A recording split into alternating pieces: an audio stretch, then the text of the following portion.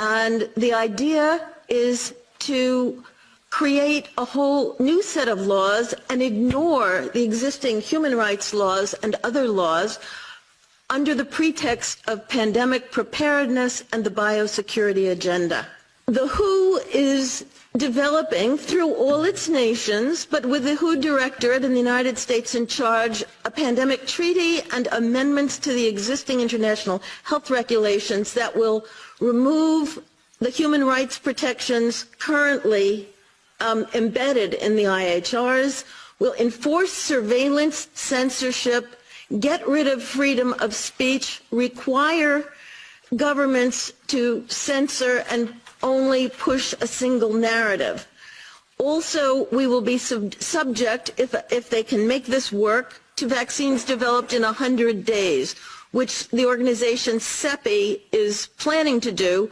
And one of the people who founded CEPI was Jeremy Farrar, who is now the chief scientist at the WHO, to bring this forward.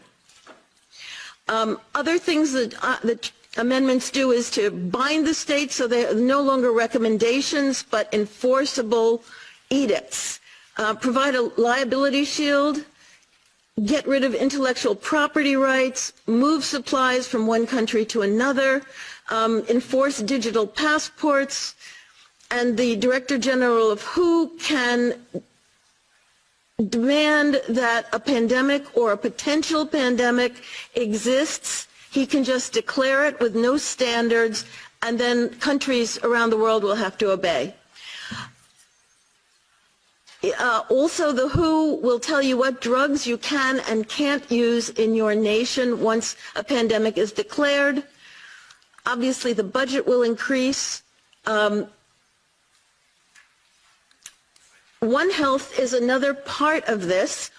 One Health is a concept that was created to enable the WHO, with these documents, to take over jurisdiction of everything in the world by saying that climate change, animals, plants, water systems, ecosystems are all central to health.